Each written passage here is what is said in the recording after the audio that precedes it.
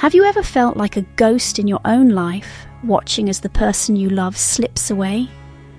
I remember the moment everything changed for me, the moment I became invisible in my own home. There I was, sitting on the couch, my heart sinking as I watched Alex laugh with someone else, that vibrant smile of his lighting up the room. But he spoke to her like I never existed, as if all our memories, our dreams, were just shadows in the corner. It felt as though the very air had left me, and I was drowning in silence. I didn't cry. At that moment I learned that sometimes revenge starts in silence. It's a cold, empty feeling, like the chill of betrayal wrapping around your heart. If you've ever been betrayed, do you remember the sound of your own heartbreak? It echoes, doesn't it? Each note a reminder of what you've lost, of the trust that has been shattered. Stay with me. I want to show you how it ends. You see, Alex was more than just a boyfriend to me. He was my whole world. We were young, wild, and in love. I wanted to believe that we could outrun our past, his troubled family, my insecurities.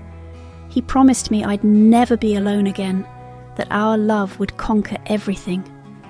Those words echoed in my mind like a sweet, haunting melody, a lullaby that wrapped around my heart, keeping me warm during the coldest nights. I remember the way he looked at me, his eyes sparkling with promises and dreams. "You're my only one, Lena. Trust me," he said, and I did. I wanted to believe in us, in the future we were building together. Those were the days when everything felt possible, and I willingly let go of my doubts, diving deep into the ocean of love we were creating. But as time went on, that ocean began to feel more like a stormy sea. I often found myself wondering, what is trust when it only goes one way? I gave him everything, my heart, my soul, my very essence, yet somewhere along the way I felt him slipping away. I tried to ignore the signs, the whispers in my heart that warned me something was wrong. I wanted to be the perfect girlfriend, to keep him happy. I wanted to be his anchor in a world that felt chaotic. But the deeper I sank into my own love, the more I realized I was losing myself. Sometimes I'd catch him staring off into the distance, a look in his eyes that I couldn't decipher.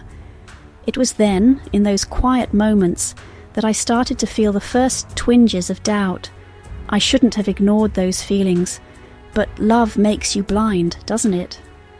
And then everything changed. I found out I was pregnant on a chilly autumn morning. The leaves were turning golden, and there was a crispness in the air that felt fresh and full of possibility. I was terrified, yet excited, clinging to the hope that this would bring us closer together.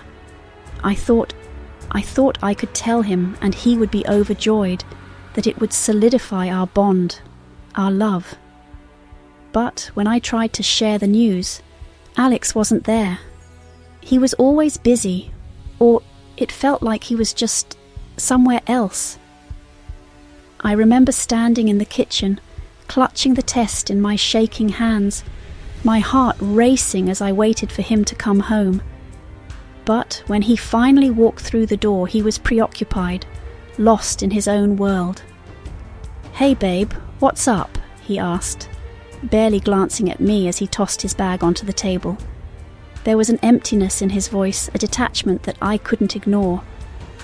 I have something to tell you," I said, my voice trembling, but the words caught in my throat, choked by the weight of my fear and uncertainty.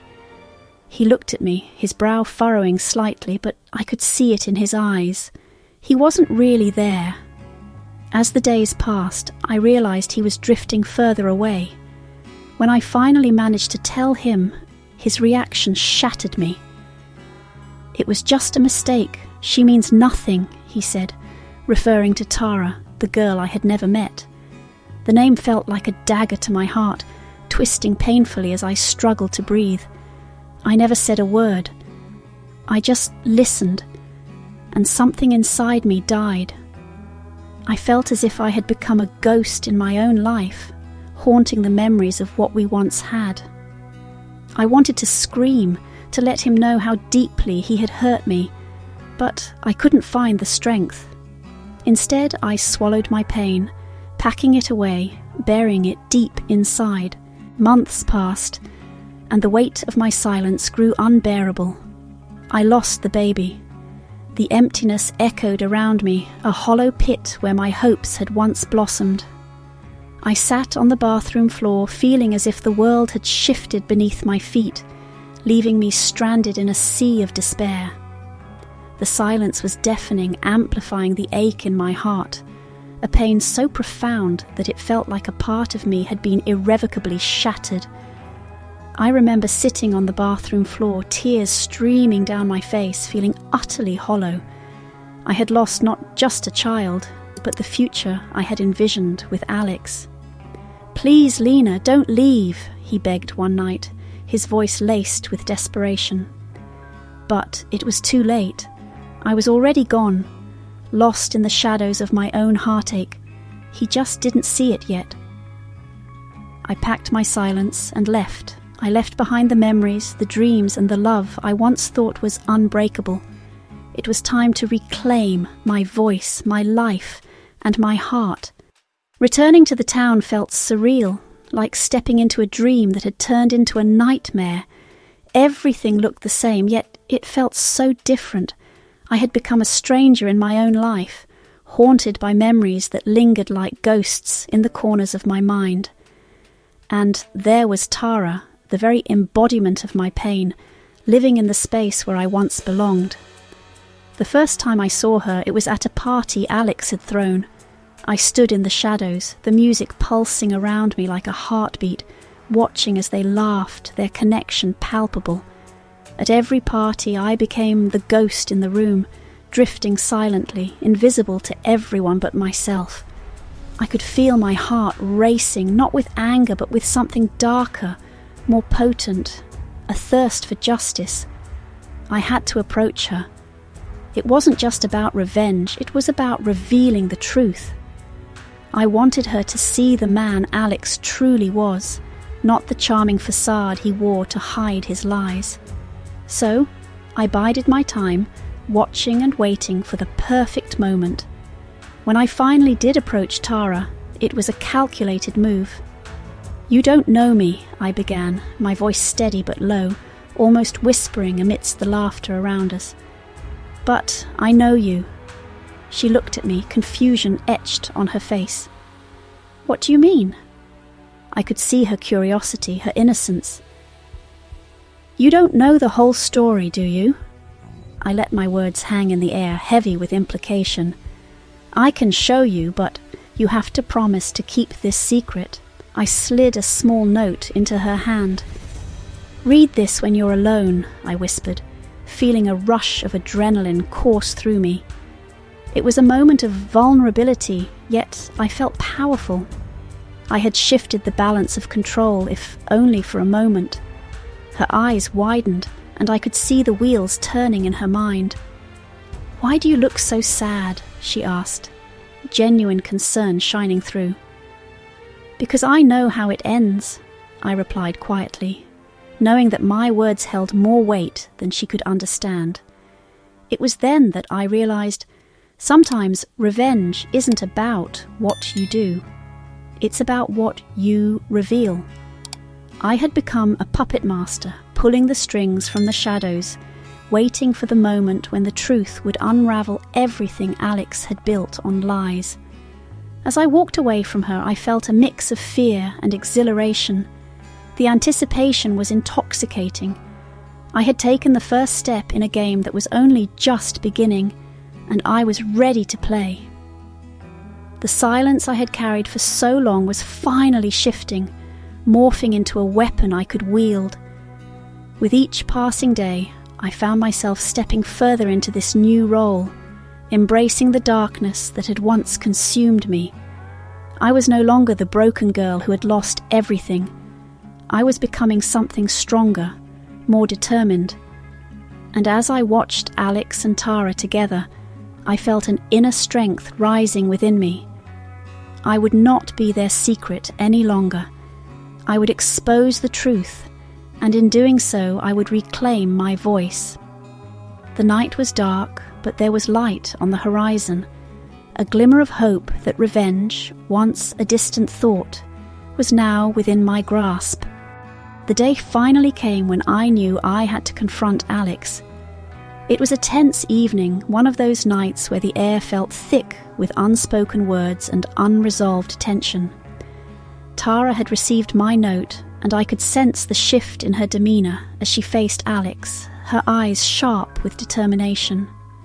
"Alex," she said, her voice steady, cutting through the laughter and music. "We need to talk." I watched from a distance, my heart racing. This was it, the moment I had been waiting for. I could see the surprise on Alex's face, quickly masked by his usual charm. "What's wrong, babe?" he replied, feigning ignorance. But Tara wasn't having it. "I found something, a note," she admitted, her voice trembling slightly. "What's going on between you and Lena?" I held my breath, every muscle in my body tense as I waited for his response. Alex's face fell, and for a brief moment I saw the cracks in his facade. "It was just a mistake. She means nothing," he said, desperately trying to dismiss the truth. But I could see the way Tara's expression shifted, the realization dawning on her. "Nothing? Is that why you lied to me? Why you kept her a secret?" It was my turn to step forward, breaking the wall of silence that had protected me for so long. "This isn't anger, Alex. It's clarity," I said, my voice cold and unwavering. He turned to face me, eyes wide with disbelief. "Lena, I can explain," he stammered, but the words fell flat, useless against the weight of his betrayal. "No, Alex," I interrupted, my voice rising just enough to assert my presence. "You don't get to explain yourself. You lied, not just to her, but to me. You took my trust and shattered it without a second thought." The room was silent, the tension palpable.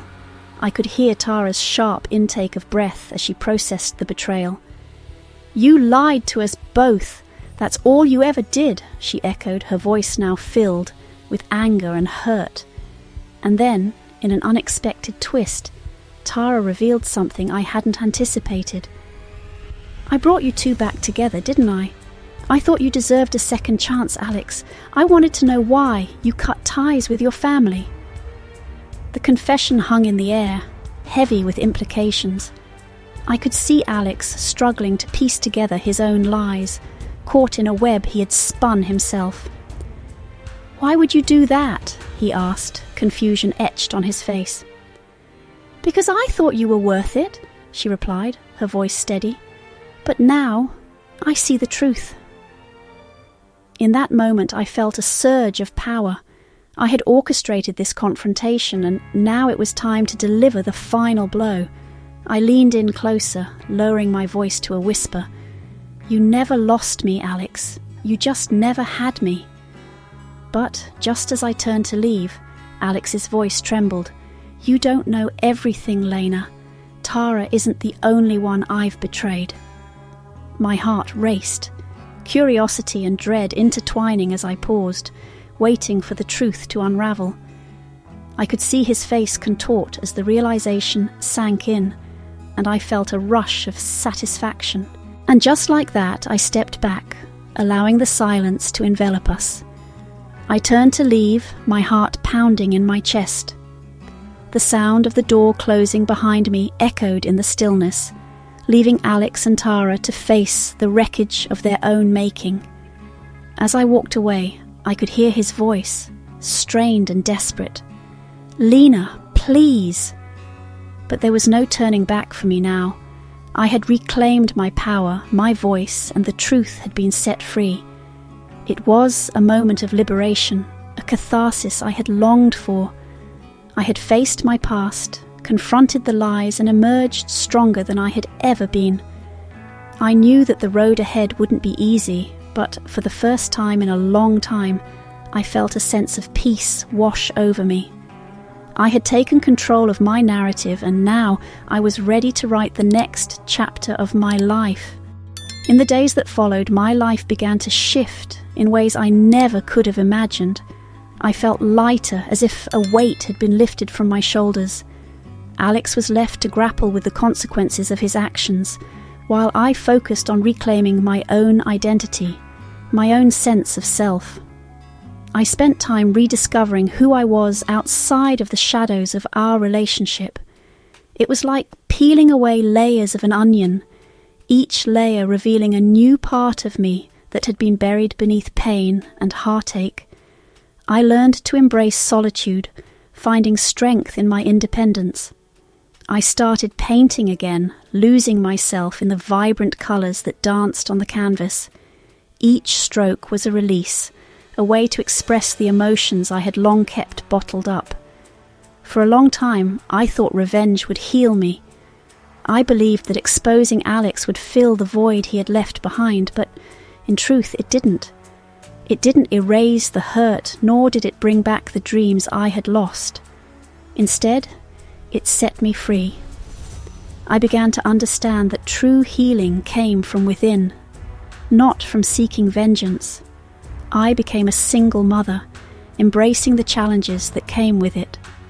It was daunting, but I learned to love myself again, to find joy in the little moments. I filled my home with laughter, surrounded myself with friends who lifted me up, and slowly I began to heal.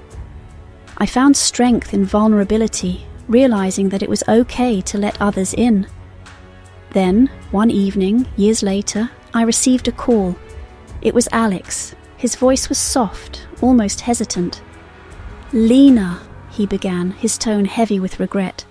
"I'm sorry." I paused, memories flooding back, the laughter, the love, the betrayal. "I wish you peace, Alex. I've found mine," I replied, my voice calm and steady. There was no bitterness, no anger left in me, just a quiet acceptance of what had been and what had come to pass. "I miss you," he admitted, his voice cracking. "I want to make things right." I felt a pang of sympathy for him, but I knew the truth. We were no longer the people we had once been. The past had shaped us, yes, but it had also led us down separate paths. "You can't go back to what we had," I said softly. "We've both changed." He sighed, a sound filled with regret and longing. "I know, but I wish things had been different." For a moment I was silent, reflecting on everything we had endured.